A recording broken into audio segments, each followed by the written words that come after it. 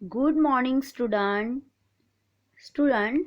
इसके पहले की वीडियो में हमने लेसन नंबर 1 और लेसन नंबर 2 के क्वेश्चन आंसर एक्सप्लेनेशन देखे थे, है ना।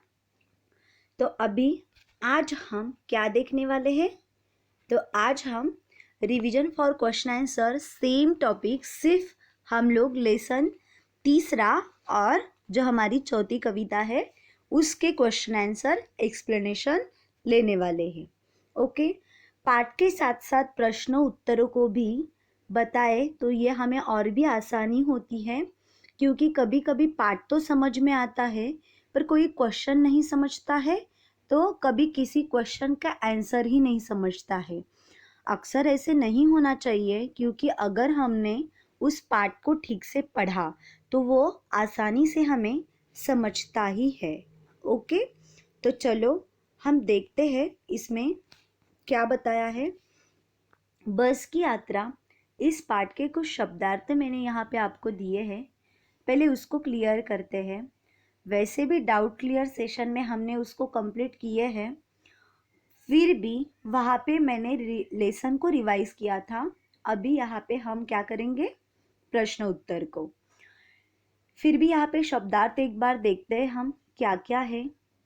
श्रद्धा यानी आदर भाव, हिस्सेदार यानी भागीदारी, यानी कि हम कोई भी बिजनेस पार्टनरशिप में करते हैं उसको क्या कहते हैं, हिस्सेदार यानी भागीदारी। रंक, रंक का मतलब है भिखारी। कुछ करना यानी आगे बढ़ना। गोता यानी डुबकी, जैसे कि पानी में तैरने के लिए आप डुबकी लगाते हो, बिल्कुल वही डुबकी।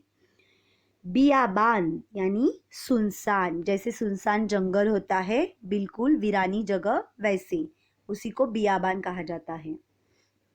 अंत्येष्टि, अंत्येष्टि का मतलब है अंतिम क्रियाक्रम, यानी इंसान जब मरता है तो उसके लास्ट में जो विधि की जाती है उसे ही अंतिम क्रियाक्रम कहते हैं। उत्सर्ग यानी त्याग, किसी भी चीज को त्यागना, छोड़ देना, उसे कहते हैं त्याग। त्याग कर देते हैं हम किसी के लिए, आपको नहीं करना है पर करना पड़ रहा है, उसी को हम क्या कहते हैं, त्याग। प्रयाण यानी जाना, एक जगह से दूसरी जगह जाना, उसके लिए मैं यहाँ से प्रयाण हो रहा हूँ, ये वर्ड करेक्ट हो सकता है, उसे हम प्रयाण कहते हैं।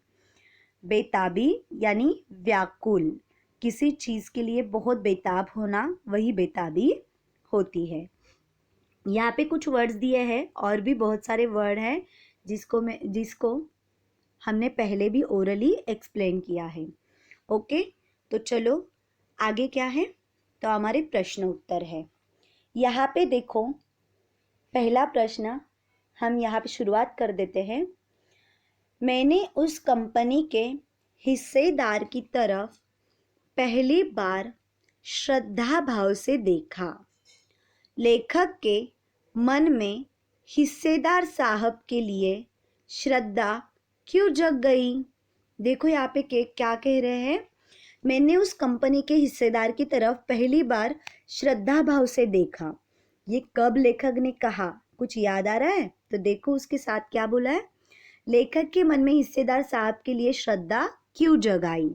तो देखो क्यों जग गई थी। लेखक के मन में बस कंपनी के हिस्सेदार साहब के लिए श्रद्धा इसलिए जाग गई कि वह टायर की स्थिति से परिचित होने के बावजूद भी, देखो वह टायर की स्थिति से परिचित होने के बावजूद भी बस को चलाने का साहस जुटा रहा था। कंपनी का हिस्सेदार अपनी पुरानी बस की खूब तारीफ कर रहा था।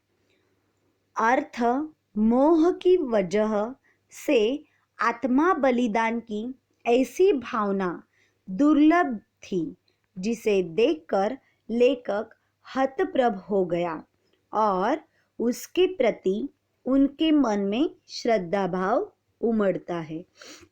अब देखो यहाँ पे क्या कहने की कोशिश की है, आपको आसान तरीके से मैं आपको बताती हूँ।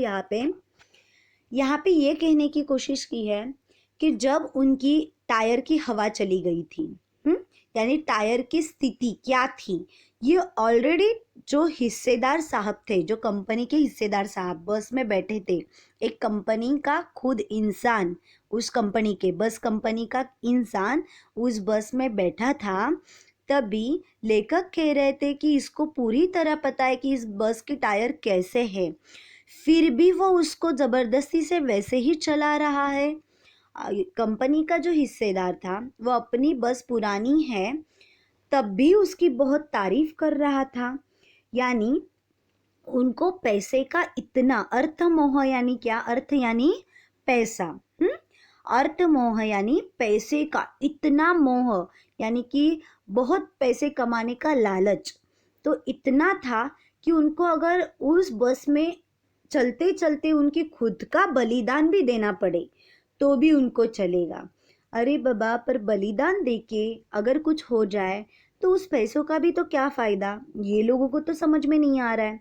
बस उनको ये कि पैसा चाहिए था, बलिदान गया तो भी चलेगा।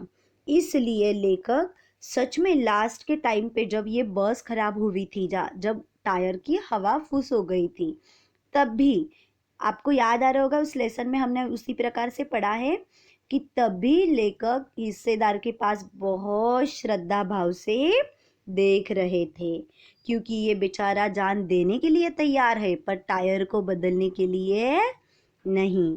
आए समझ में? आपको आसान लैंग्वेज में उसको समझा रही हूँ, आपकी ही भाषा में, कि आपको कैसे जल्दी से जल्दी वो आपको ध्यान रहे और ठीक से याद रहे। हाँ, तो इसी प्रकार हमारा क्वेश्चन नंबर 1 का आंसर था। तो चलो आगे देखते हैं। लोगों ने सलाह दी कि समझदार आदमी इस शाम वाली बस से सफ़र नहीं करते। लोगों ने यह सलाह क्यों दी? देखो क्या कहा है, आपने लेसन में देखा ही है कि लोगों ने उनको सलाह दी थी कि इस बस से सफ़र नहीं करते। बाकी के जो लोग हैं, आदमी इस शाम वाली बस से सफ़र नहीं करते, समझदार जो भी है, ऐसे लोग बहुत कह रहे थे, उनको सलाह दे रहे थे। पर क्यों? तो इसका आंसर देखो क्या है।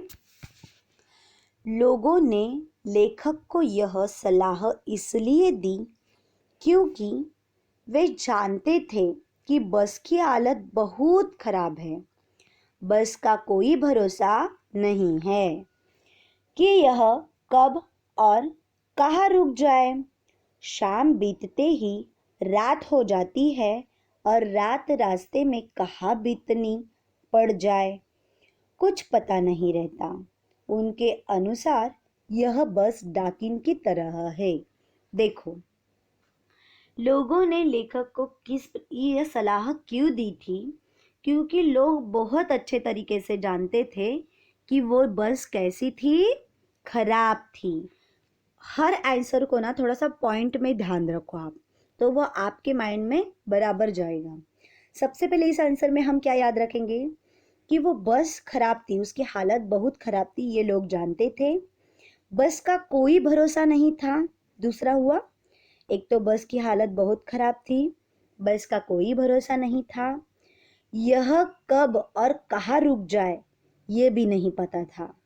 शाम बीतते ही रात हो जाती है और रात रास्ते में कहाँ बितानी पड़े कुछ पता नहीं पड़ता। इसलिए सब लोग उस बस को एक डाकिन की तरह समझते थे। इसलिए क्या कह रहे थे, सब लोग इनको समझा रहे थे कि कोई भी समझदार आदमी इस शाम वाली बस से सफ़र नहीं करते। आया समझ में? सिर्फ 4 पॉइंट है जो आपको अच्छे से याद में रखने हैं। बस की हालत ख़राब है, उसका कोई भरोसा नहीं है, वो कहाँ रुक जाए ये समझ में नहीं आएगा, और शाम बीतते ही रात हो जाती है और रात रास्ते में कहाँ बीतनी पड़ जाए ये पता नहीं रहता। और बस कैसी है? बस डाकिन की तरह है। ओके, अभी बहुत अच्छे तरीके से आप समझ रहे होगे। तो चलो आगे देखते हैं। थर्ड वन जो हमारा क्वेश्चन है वो क्या है। लोगों ने सलाह दी समझदार आदमी इस थर्ड वाला, ऐसा जैसे सारी बस ही इंजन है और हम इंजन के भीतर बैठे हैं। लेखक को ऐसा क्यों लगा? देखो क्या है कि ऐसा जैसे सारी बस ही इंजन है, ये लेखक को क्यों लगा और वो इंजन के भीतर यानी अंदर बैठे हैं, ऐसे उनको फील होने लगा। पर ये सब क्यों? तो देखो, जब बस चालक ने इंजन स्टार्ट किया, देखो क्या कह रहे हैं कि जब बस चालक ने इंजन को स्टार्ट किया था, तब सारी बस झनझनाने लगी यानी बहुत हिलने लगी। झनझनाने लगी यानी हिलने लगी। लेखक को ऐसा प्रतीत हुआ कि पूरी बस ही इंजन है, यानी वो इतनी हिलने लगी कि लेखक को लगने लगा कि ये पूरी बस ही क्या है, एक इंजन है। मानो वह बस के भीतर बैठकर इंजन के भीतर बैठा हुआ है। यानी तभी जाके उनको क्या लगा कि वो सिर्फ बस के अंदर नहीं बैठे हैं, बल्कि इंजन के भी अंदर बैठे हैं। आ रहा है समझ में ना? अर्थात इंजन वे स्टार्ट होने पर ही इंजन के पुर्जों की भांति बस के यात्री हिल रहे थे। यानी क्या हुआ था, जिस प्रकार इंजन स्टार्ट ही होता है तभी तुरंत उनके जो पुर्जे यानी पार्ट है अलग अलग, तो उसकी भांति बस के यात्री भी हिल रहे थे। बस तो पूरी तरह हिल रही थी, उसके बाद उन पे बैठे जो भी यात्री थे यानी बैठे हुए पैसेंजर, तो वो भी क्या होने लगे, हिलने लगे। देखो बहुत ही आसान है इसका आंसर। क्या बताया है कि सबसे पहले तो बस चालक ने इंजन को स्टार्ट किया, सारी बस झंझनाने लगी यानी हिलने लगी पूरी तरह। लेखक को ऐसा प्रतीत हुआ कि पूरी बस ही क्या है, एक इंजन है। मानो वह बस के भीतर न बैठकर इंजन के भीतर ही बैठा है, ऐसे उनको लगने लगा। अर्थात इंजन में स्टार्ट होने पर इंजन के सारे जो हिस्सा है, मतलब जो भी पार्ट के हिस्से हैं, उनके भांति वो बस के यात्री भी हिल रहे थे। यानी सारे के सारे यात्रियों से लेके बस तक पूरी की पूरी हिल रही थी। इसलिए उनको क्या लगा कि वो बस में नहीं बल्कि बस के इंजन में ही बैठे हैं। क्या है समझ में? तो चलो क्वेश्चन नंबर 4 देखते हैं। गजब हो गया, ऐसी बस आप अपने आप चलती है। लेखक को यह सुनकर हैरान क्यों हुई? लेखक ये सब सुनकर हैरान क्यों हुए? तो देखो क्या कह रहे हैं, लेखक को बहुत ही हैरानी हुई कि इस प्रकार की बस जो ऐसे हालातों में है वो चलती भी है, ये सुनकर भी। तो देखो क्या हुआ, इसका आंसर क्या है।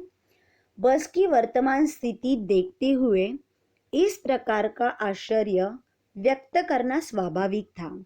बस की वर्तमान स्थिति यानी क्या, जिस टाइम लेखक के सामने वो बस आई, उस टाइम जो स्थिति में वो बस थी, उनको उसको देखकर ही आश्चर्य व्यक्त करना वो बात स्वाभाविक थी, क्योंकि उसकी हालात बहुत ही खराब थे। देखने से नहीं रहा था कि बस चलती भी होगी, यानी उस बस को देखकर भी लेखक को नहीं लगा कि ये बस कभी चलेगी भी। परंतु जब लेखक ने बस के हिस्सेदार से यानी उस कंपनी के जो हिस्सेदार है उनसे जब पूछा, तो उसने कहा चलेगी ही नहीं, अपने आप चलेगी। यानी चलेगी क्यों नहीं, वो तो अपने आप चलेगी। ऐसे जब कंपनी के हिस्सेदार ने कहा तो उनको वो बात बहुत गजब हो गया, ऐसे लगा ऐसी बस चलती भी है। यानी इतनी उसकी सिचुएशन बुरी थी, वो इतनी बुरे हालात में थी, फिर भी वो चलती है, ये सुनकर ही लेखक को बहुत आश्चर्य हुआ था। देखो इसको पॉइंट में आपको फिर से एक बार समझाती हूँ मैं। बस की वर्तमान स्थिति यानी सद्य स्थिति, जिस टाइम पे बस उनके सामने आई थी, बस की वर्तमान स्थिति देखते हुए इस प्रकार का आश्चर्य व्यक्त करना स्वाभाविक था। देखने से लग रहा था कि बस चलती भी होगी क्या, परंतु जब लेखक ने बस के हिस्सेदार से पूछा तो उसने कहा, चलेगी नहीं, अपने आप चलेगी। यानी चलेगी क्यों नहीं, अपने आप चलेगी। तो फिर ये सेंटेंस लेखक ने वहां पे बोला था और यह सब कुछ सुनकर ही लेखक हैरान हुए थे। तो चलो हमारा लास्ट वन जो क्वेश्चन है उसे हम देखते हैं। मैं हर पेड़ को अपना दुश्मन समझ रहा था। लेखक पेड़ों को दुश्मन क्यों समझ रहा था? बराबर है, ये भी हमने देखा है पाठ में। तो चलो लेखक पेड़ों को दुश्मन क्यों समझ रहा था इसे हम देखते हैं। बस की जर्जर अवस्था से लेखक को ऐसा महसूस हो रहा था। देखो मैंने यहाँ पे महसूस बोला। हम बोलते हैं प्रोनाउंसिएशन में महसूस, पर लिखते टाइम पे उसको महसूस ऐसे लिखते हैं। ओके, देखो बस की जर्जर अवस्था यानी इतनी खराब अवस्था में लेखक को ऐसा महसूस हो रहा था कि बस की स्टीयरिंग भी टूट सकती है। यानी उनको बाद में लगने लगा, वो बार बार बंद पड़ने लगी ना, तो उनको ऐसे लगने लगा कि स्टीयरिंग भी टूट सकती है तथा उसके ब्रेक फेल हो सकते हैं। ऐसे में लेखक को डर लग रहा था कि कहीं उसकी बस किसी पेड़ से टकरा न जाए। एक पेड़ निकल जाने पर वह दूसरे पेड़ का इंतजार करता था कि बस कहीं इस पेड़ से न टकरा जाए। यही वजह है कि लेखक को हर पेड़ अपना दुश्मन लग रहा था। आया समझ में? मेरे ख्याल से सारे आंसर बहुत ही इजी हैं।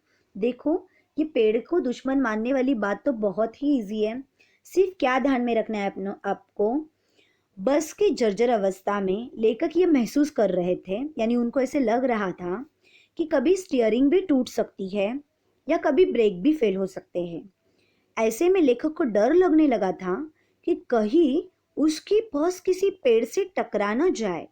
एक पेड़ निकल जाने पर दूसरे पेड़ का इंतजार करता था कि बस कहीं इस पेड़ से न टकरा जाए।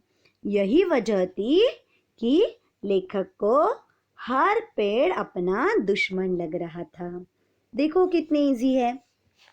आपको ये सारे क्वेश्चन आंसर ठीक से रीड करने हैं, ठीक से सुनने हैं, उसको पूरी तरह याद रखना है। तो चलो आगे हम क्या देखेंगे? दीवानों की हस्ती। लेसन नंबर 3 के क्वेश्चन आंसर तो बहुत इजी थे। आपने बहुत अच्छे तरीके से उसको समझ भी लिए। ओके, और मैं आशा करती हूँ कि आप सब बहुत अच्छे तरीके से उसको याद भी रखोगे। फिर देखो पाठ क्रमांक 4, दीवानों की हस्ती। ये कविता भी हमारी हो चुकी है। इसके क्वेश्चन आंसर हमें लेना बाकी है। तो चलो इसके पहले हम शब्दार्थ से स्टार्ट करते हैं। दीवाने, दीवाने का मतलब यहाँ पे स्वाधीनता सेनानी कहा है। मस्ती यानी खुशी है। आलम यानी संसार। धूल यानी मिट्टी। उल्लास, प्रसन्नता, आंसू, अश्रु और तरफ जग, संसार। छक कर, जी भर कर।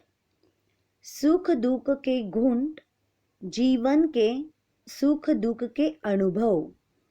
भाव एक रस है। देखो ये शब्दार्थ चाहे आप इसे लिख भी सकते हो और उसे अच्छी तरीके से ध्यान में रख भी सकते हो। हाँ, तो चलो इसके आगे हम दीवानों की हस्ती इस कविता के प्रश्न देखते हैं, यानी उनके उत्तर मैं आपको एक्सप्लेन करूंगी। तो चलो हमारा पहला क्वेश्चन है, कवि ने अपने आने को उल्लास और जाने को आंसू बनकर बह जाना क्यों कहा है? तो देखो इसका क्या मतलब है। फिर से एक बार क्वेश्चन पढ़ती हूँ। कवि ने अपने आने को उल्लास और जाने को आंसू बनकर बह जाना क्यों कहा है? तो सुनो, कवि अपने आने को उल्लास इसलिए कहता है क्योंकि जहाँ भी वह जाता है मस्ती का आलम लेकर जाता है। वहाँ लोगों के मन प्रसन्न हो जाते हैं, पर जब वह उस स्थान को छोड़कर आगे जाता है तब उसे तथा वहाँ के लोगों को दुख होता है। विदाई के क्षणों में उसकी आंखों से आंसू बह निकलते हैं। देखो यहाँ पे क्या कहने की कोशिश की है कि हमने कविता पढ़ते समय भी देखा था कि कवि के आने से किस प्रकार उल्लास होता है और उनके जाने में लोग किस प्रकार दुखी होते हैं, बल्कि उनके आंखों से आंसू ही आना शुरू हो जाते हैं। तो यही कविता इस क्वेश्चन में भी हमसे कवि ने कहा है कि कवि जब आता है तो उसको उल्लास क्यों कहा है? क्योंकि जहाँ भी वो जाता है तो बहुत ही मस्ती का आलम लेकर जाता है, यानी सबको हंसाता है, सबको बहुत कुछ बताता है। और जैसे बहुत दिनों के बाद ये आने की वजह से सब लोग बहुत खुश हो जाते हैं, वहाँ लोगों के मन प्रसन्न हो जाते हैं। पर जब वह उस स्थान को छोड़कर जाने का टाइम आता है तब उसे तथा वहाँ के लोगों को बहुत दुख होता है, क्योंकि उनको लगता है अभी अभी तो ये आए थे और अभी तुरंत जा रहे हैं, इसलिए उनको बहुत दुख होता है।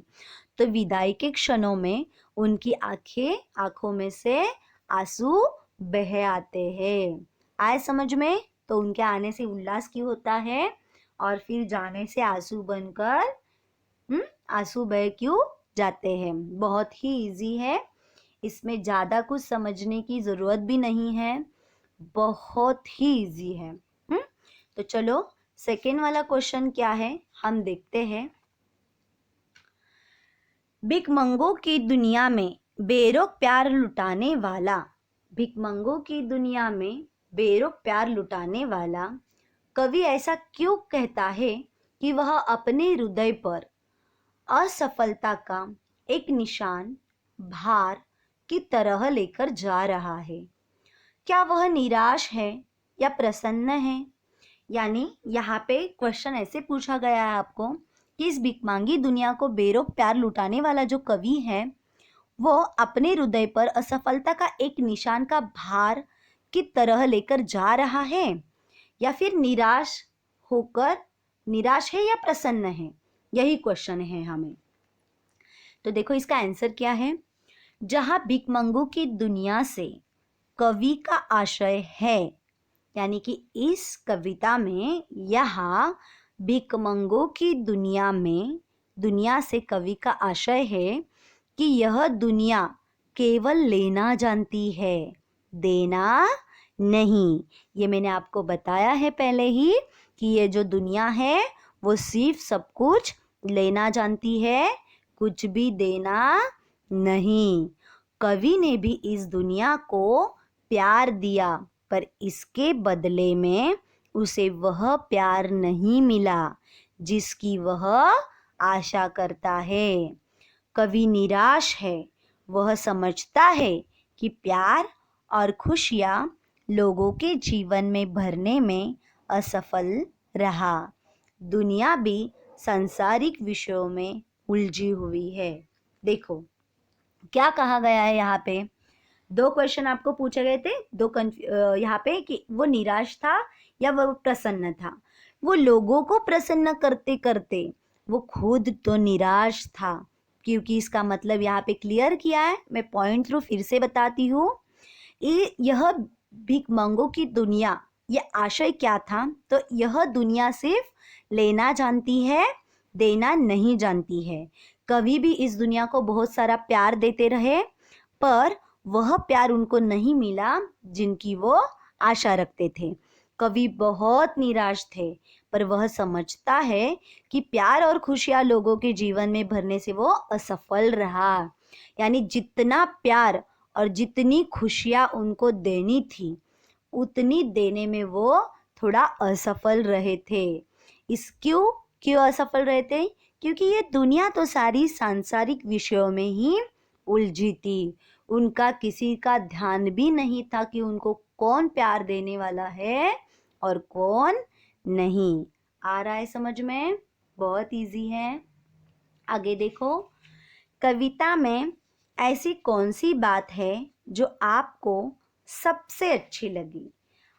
अभी यह आंसर तो आप आपके मन से भी लिख सकते हो, फिर भी उदाहरण यानी कि प्रॉपर आंसर के जरिए मैं आपको बताना चाहूंगी कि क्या है। यहाँ पे कविता में ऐसी कौन सी बात है जो आपको सबसे अच्छी लगी? तो देखो क्या है, और आप भी सोच सकते हो कि आपको कौन सी अच्छी लगी। कविता में कवि का जीवन के प्रति दृष्टिकोण अच्छा लगा, बराबर ना? उनके अपने जीवन के प्रति जो दृष्टिकोण यानी जो देखना था वो बहुत ही अच्छा था, बहुत ही पॉजिटिव था। कवि कहते हैं कि हम सबके सुख और दुख एक है तथा हमें एक साथ ही इन सुखों दुखों को भोगना पड़ता है।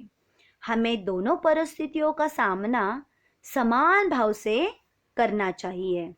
ऐसी दृष्टिकोण रखने वाला व्यक्ति ही सुखी रह सकता है। एकदम बराबर बोला है यहाँ पे कवि ने। देखो कौन सी बात सबसे अच्छी थी कि कवि कहता है कि उनके जीवन के प्रति उनका जो दृष्टिकोण था, देखना था, वो बहुत ही पॉजिटिव, बहुत ही अच्छा था। वो क्या कह रहे थे? ऑब्वियस ये बात आप भी जानते हो कि हमारा जीवन क्यों ना हो या कवि का जीवन क्यों ना हो, हर किसी के जीवन में सुख और दुख होते ही है। सिर्फ देखो सुख और दुख को एक समान भोगना पड़ता है। यानी ये कवि ने बहुत अच्छे तरीके से सीखा था कि वो सुख और दुख को बहुत समान रूप से भोगते थे।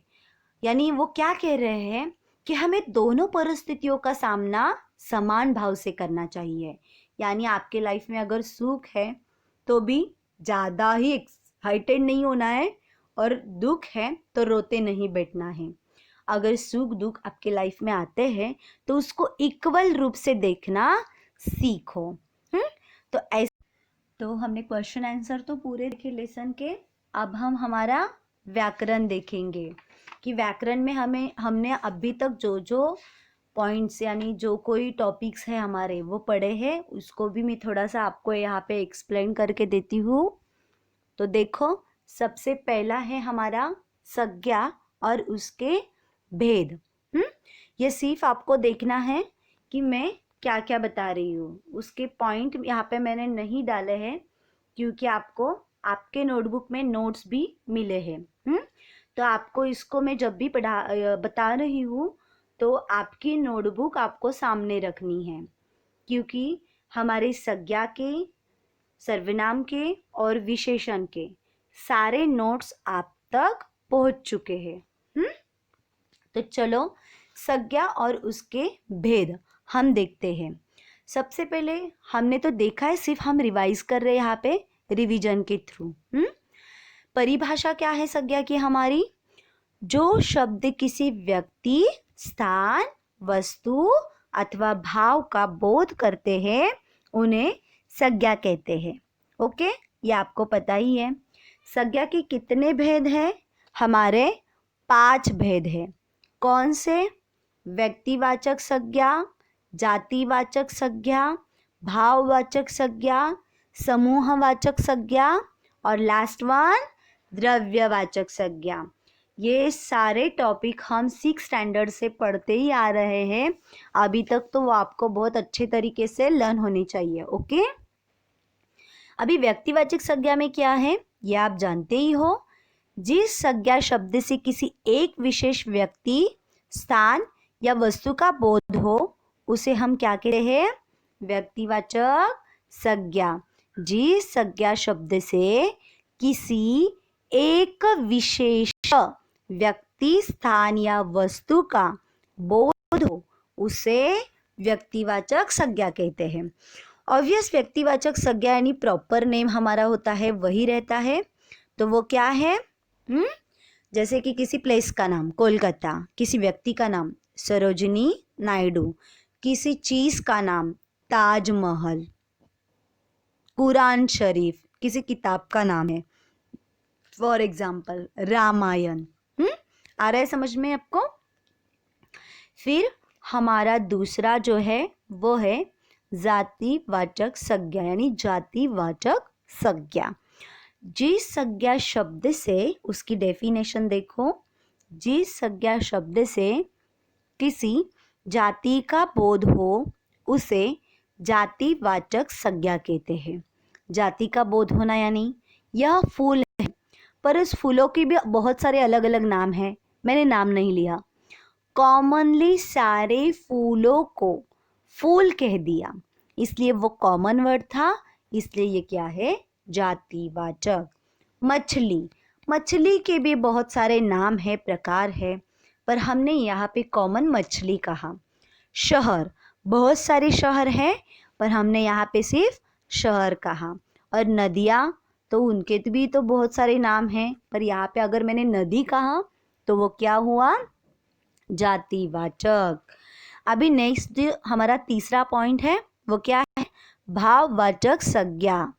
उसकी डेफिनेशन, जिस संज्ञा शब्द से किसी गुण, दोष, भाव या दशा का बोध हो उसे भाववाचक संज्ञा कहते हैं। फॉर एग्जाम्पल क्या है? किसी भी इंसान की ईमानदारी, बनावट, भलाई, बुराई, सजावट, हमारा स्वास्थ्य, महत्ता, बुढ़ापा, सुंदरता, ये सारे क्या है? फीलिंग्स भी है और स्थिति भी है और अवस्था भी है, गुण भी है, दोष भी है। ये सारी बातें किस में जाती है? भाववाचक संज्ञा में। अभी इसके साथ ही आगे जो है 4 नंबर वाला पॉइंट, वो है समूहवाचक संज्ञा। समूहवाचक संज्ञा की डेफिनेशन सुनो। जिन संज्ञा शब्दों से किसी समूह का बोध हो उसे समूहवाचक संज्ञा कहते हैं।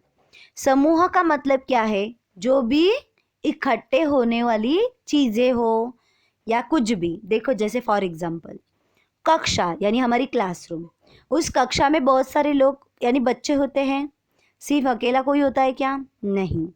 जब सभा होती है तो सभा में यानी मीटिंग्स, बहुत सारे लोग होते हैं। मंडली, गुच्छा यानी फूलों का गुच्छा, भीड़ यानी लोगों की भीड़ हो, कैसी भी भीड़। सेना, जो सेना की टुकड़ी होती है, वहाँ पे बहुत सारे होते हैं, है ना? आ रहा है समझ में? जहाँ पर भी समूह है वही क्या है? समूहवाचक संज्ञा। द्रव्यवाचक संज्ञा क्या है? जिन शब्दों से किसी धातु, अनाज, ठोस या तरल पदार्थ, ठोस या तरल यानी ऐसे जो पदार्थ है ठोस जो पिघलते हैं, और तरल यानी पानी की तरह पतले, इन पदार्थ का बोध हो उसे द्रव्यवाचक संज्ञा कहते हैं। जैसे पानी, दूध, तेल, पेट्रोल, सोना, चांदी, पत्थर। अभी सोना चांदी ये पिघलते हैं, पत्थर भी बहुत ज़ोर से तूफानी बारिश हो या तो वो तो बहुत बहुत उसकी भी हिस्ट्री ऐसी होती है ना कि बहुत बड़ा होता है, फिर वो टूटते टूटते टूटते कब बालू का कण बन जाता है ये समझ में नहीं आता, इसलिए उसको क्या कहा है? द्रव्यवाचक। आ रहा है समझ में आपको? तो द्रव्य हमारी संज्ञा के जो डेफिनेशन है वो आपको अच्छे से पता है, और उसके जो हमारे 5 भेद है, व्यक्तिवाचक, जातिवाचक, भाववाचक, समूहवाचक और लास्ट वन द्रव्यवाचक। ओके, तो इसके साथ साथ हम आगे हमारे सर्वनाम और उसके भेद देखते हैं। चलो, सर्वनाम की डेफिनेशन क्या है? तो देखो, संज्ञा के स्थान पर, अभी संज्ञा यानी क्या ये देखा हमने, किसी भी व्यक्ति वस्तु स्थान या प्लेस का नाम जो भी है वो संज्ञा। और यहाँ पे परिभाषा क्या है, संज्ञा के ही स्थान पर प्रयुक्त होने वाले शब्दों को ही हम क्या कहते हैं, सर्वनाम कहते हैं। देखो अभी पहला है पुरुषवाचक सर्वनाम। पुरुषवाचक सर्वनाम, उनके भेद, उसमें पहला पुरुषवाचक सर्वनाम, दूसरा निश्चयवाचक सर्वनाम, तीसरा अनिश्चयवाचक सर्वनाम, चौथा संबंधवाचक सर्वनाम और पांचवा प्रश्नवाचक सर्वनाम और छठवा निजवाचक सर्वनाम। इसमें हमारे पुरुषवाचक सर्वनाम में भी सब पॉइंट दिए हैं 3, जो है उत्तम पुरुष, मध्यम पुरुष और अन्य पुरुष। तो हम उसमें से पहला ही पुरुषवाचक सर्वनाम देखने वाले हैं। उसका डेफिनेशन देखो, यहाँ पे मैं आपकी रिवीजन ले रही हूँ, आपको मेरे साथ उसको पूरा याद रखना है। अभी पुरुषवाचक सर्वनाम देखो, बोलने वाले, सुनने वाले अथवा अन्य जिसके बारे में कहा जा रहा है। बोलने वाले यानी खुद हम, सुनने वाला यानी आगे वाले, और हम दोनों किसी और के बारे में कह रहे हैं वो तीसरा। अरे उनकी जगह कुछ कहा जाए तो वही क्या शब्द होता है, प्रयुक्त। ऑब्वियस, बोलने वाला जब बोलता है तो अपने आप के लिए जो शब्द यूज करते हैं वही सर्वनाम, यानी मैं, हम, मेरा, ये हुआ उत्तम पुरुष वाला, यानी वो खुद के लिए बोलता है। और मध्यम पुरुष में क्या रहता है, जो सामने वाले को वो शब्द प्रयुक्त करता है, यानी कौन से, तू, तुम, आप, ये सामने वाले के लिए बोलता है ना मध्यम पुरुष, इसलिए उसको मध्यम पुरुष कहा जाता है, क्योंकि ये सुनने वाले के लिए प्रयुक्त होता है। और रही बात तीसरे पॉइंट की, अन्य पुरुषवाचक, तो वो क्या है, बोलने वाला सुनने वाले को किसी तीसरे के बारे में बताता है, यानी वो तब क्या यूज करेगा, वह, वे, यह, ये सारे शब्द। ओके, अब इसके डेफिनेशन भी आपको क्लियर करती हूँ मैं। उत्तम पुरुष की डेफिनेशन क्या है, बोलने वाला अपने लिए जिन शब्दों का प्रयोग करता है, बोलने वाला अपने लिए जिन शब्दों का प्रयोग करता है वही क्या है, उत्तम पुरुष। तो उसमें फॉर एग्जाम्पल, मैं भारतवासी हूँ, तो मैं, उसने अपने आप के लिए कहा, इसलिए ये उत्तम पुरुष। मध्यम पुरुष में क्या है, सुनने वाले व्यक्ति के लिए जिन शब्दों का प्रयोग किया जाता है, तो वो क्या है, तुम कहाँ गए थे, ये हम सामने वाले की पूछते हैं तो सुनने वाले के लिए कहते हैं, इसलिए तुम, ये क्या है, मध्यम पुरुष। और रही बात तीसरे पॉइंट की, अन्य पुरुष, यानी बोलने वाला जिसके विषय में बात करता है वो हुआ अन्य पुरुष, यानी उदाहरण वह, वे, यह, ये आदि।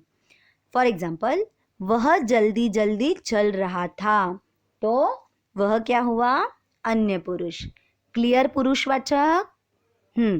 तो चलो आगे सेकेंड वन जो है निश्चयवाचक सर्वनाम।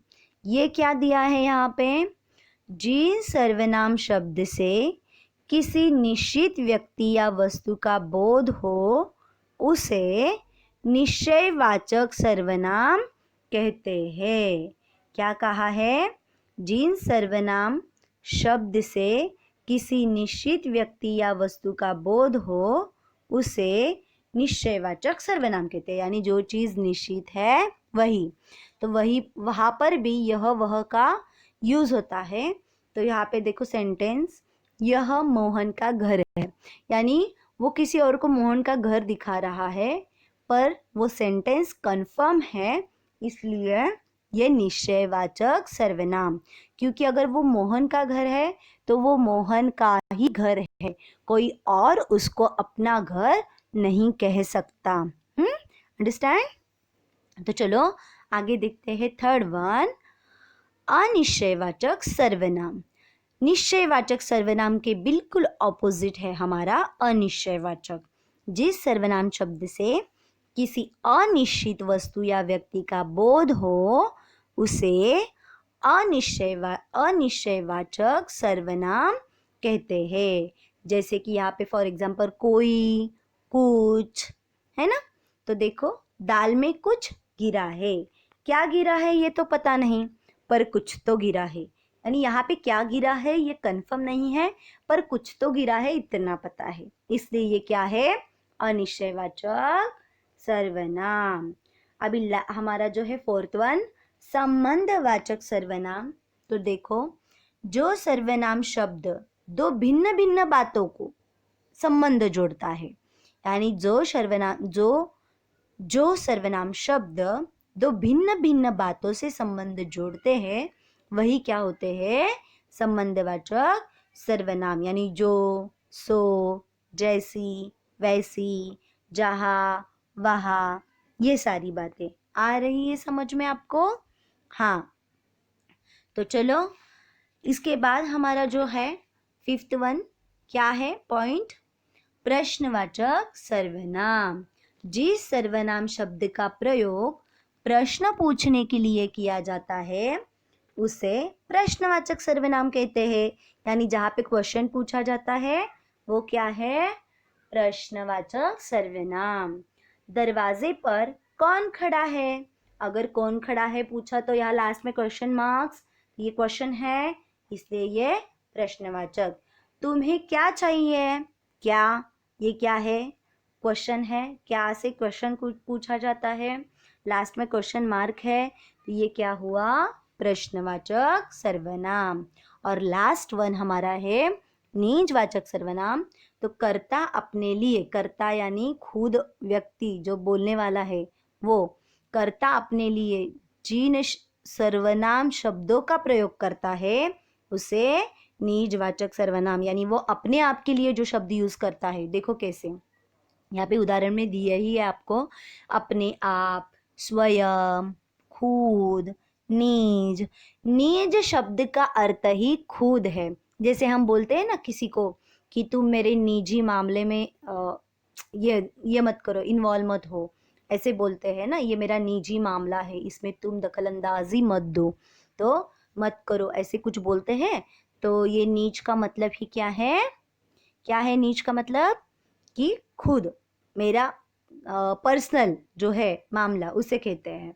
इसलिए देखो अभी यहाँ पे इसका मतलब नीच का तो पता चला। हाँ, तो देखो मैं अपना काम अपने आप कर लूँगा, तो वो अपने आप किसके लिए था, खुद के लिए था, इसलिए वो क्या हुआ, निजवाचक। आप स्वयं जाकर देखें, स्वयं, तो स्वयं किसके लिए था, अपने आप के लिए था, इसलिए वो भी क्या है, निजवाचक सर्वनाम। अभी आपको सर्वनाम और उसके भेद बहुत अच्छे से समझ में आए होंगे। तो चलो हम हमारा जो लास्ट पॉइंट बाकी है उसे देखते हैं, विशेषण और उसके भेद। तो देखो विशेषण में क्या है, हमारी परिभाषा हम स्टार्ट करते हैं पहले। संज्ञा की विशेषता प्रकट करने वाले शब्दों को ही, यानी जो संज्ञा है यानी किसी भी व्यक्ति, वस्तु या प्लेस का जो नाम है उसकी विशेषता जो है, जो प्रकट करते हैं शब्द, वही क्या है, विशेषण। जहाँ पे विशेषता प्रकट होती है वही हमारा विशेषण होता है। जैसे उदाहरण, ये इंसान बहुत बुद्धिमान है, तो बुद्धिमान क्या है, उसकी विशेषता है, यानी वो विशेषण। इसका रंग काला है तो काला क्या है, उसकी विशेषता। ये गोल है तो गोल उसका आकार है, वो भी विशेषता। ये भारतीय है तो वो भी उसकी विशेषता। बलवान तो वो उसकी ताकत, तो वो उसकी विशेषता। जहाँ जहाँ जिस जिस संज्ञा की विशेषता कहा गई है वो सारे क्या है, विशेषण। अब इस विशेषण के भेद क्या है, सबसे पहले है गुणवाचक विशेषण। अभी यहाँ पे क्या बताया है, गुण, दोष, रंग, आकार आदि का जो बोध करवाने वाले शब्दों को गुणवाचक विशेषण कहते हैं। यानी जहाँ पे गुण, दोष, रंग, आकार बताए गए हैं वही हमारे गुणवाचक विशेषण होंगे। जैसे फॉर एग्जाम्पल शिवाजी महाराज वीर थे, तो वीरता उनका गुण था, इसलिए ये गुणवाचक विशेषण। चांद का आकार गोल है, तो गोल क्या हुआ, उसका चांद का आकार है, उसकी विशेषता है, इसलिए ये भी गुणवाचक विशेषण।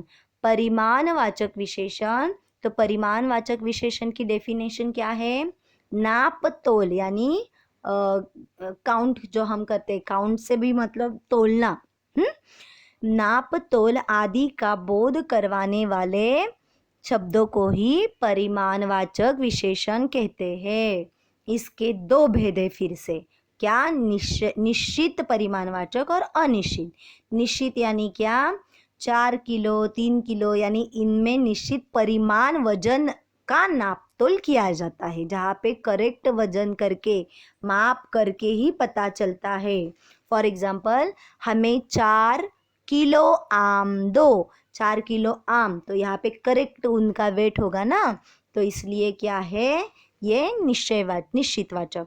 और दूसरा है मुझे 5 मीटर रस्सी चाहिए, तो निश्चित यहाँ पे भी परिमाणवाचक हुआ, निश्चित परिमाणवाचक, क्योंकि यहाँ पे भी आपको कंफर्म पता चलता है। और अनिश्चितवाचक परिमाण में क्या, थोड़ा सा, कुछ, बहुत, ये सारे शब्द हम यूज़ करते हैं। जैसे कि बिल्ली ने थोड़ा सा दूध पी लिया या बिखर दिया, तो ये थोड़ा सा क्या हुआ, अनिश्चित है, कितना पता नहीं है, आपने गिना नहीं। कुछ चावल दे दीजिए, ये भी हम अंदाज के रूप में लाने वाले हो, यानी कंफर्म काउंट वहाँ पे नहीं है आपका नापतोल, इसलिए आ रहे हैं ना समझ में, निश्चित और अनिश्चित का डिफरेंस। फिर रहा तीसरा पॉइंट, संख्यावाचक विशेषण। जिस विशेषण शब्द से किसी संज्ञा शब्द की संख्या का बोध होता है उसे संख्यावाचक विशेषण कहते हैं, है ना, कि संख्यावाचक विशेषण कहते हैं जहाँ पे संख्या का बोध हो। फॉर एग्जाम्पल 4 लड़के, दूसरी कक्षा, है ना, 4 लड़के, ये काउंटेबल है यानी काउंट किया है इसलिए वो संख्या है, और दूसरा है दूसरी कक्षा, यानी दूसरा भी क्या है, संख्या है, इसलिए ये संख्यावाचक। इसके आगे कोई भी परिमाण नहीं है, इसलिए परिमाणवाचक नहीं। संख्या, और यहाँ पे संख्या नहीं बताई गई, संख्या के आगे परिमाण नहीं बताया गया, इसलिए यह संख्यावाचक है। तो हमारा लास्ट क्या है, संकेतवाचक विशेषण। देखो यहाँ पे क्या बताया है, जो सर्वनाम शब्द संज्ञा शब्द की और संकेत का बोध कराए उन्हें संकेतवाचक विशेषण कहना है। यानी कि क्या, देखो संकेत यानी मैंने आपको पहले ही बताया है कि किसी और संकेत करना, है ना। जैसे यह छात्र प्रतिभाशाली है, अगर उस छात्र को आपको दिखाना है तो उसकी ओर मुझे इशारा करना पड़ेगा, यानी यह कहो तो आप उसकी ओर सारे देखोगे, यानी ये संकेत हुआ कि उसकी ओर इशारा करना, तो ये क्या है, संकेतवाचक। यह पेड़ मेरे पिताजी ने या दादाजी ने लगाया, तो ये क्या हुआ, यह पेड़, तो सब लोग किसकी ओर देखेंगे, पेड़ की ओर, इसलिए वो क्या है, संकेतवाचक विशेषण। अभी आया आपको अच्छे से समझ में, हमारे विशेषण के सारे भेद जो है, गुणवाचक विशेषण, परिमाणवाचक विशेषण, संख्यावाचक विशेषण और संकेतवाचक विशेषण। तो छात्रों, यहाँ पे हमने अभी तक जितने पढ़े उतने सारे ग्रामर के टॉपिक रिवीजन फिर से एक बार ली है, तो अभी आप बहुत अच्छे से समझ रहे होंगे। इस पूरे ग्रामर को आपको फिर से उसको रीड करना है, अपने नोटबुक में प्रॉपर इसके नोट्स लिख के रखने हैं। ओके, तो चलो यहाँ पर रुकते हैं, धन्यवाद।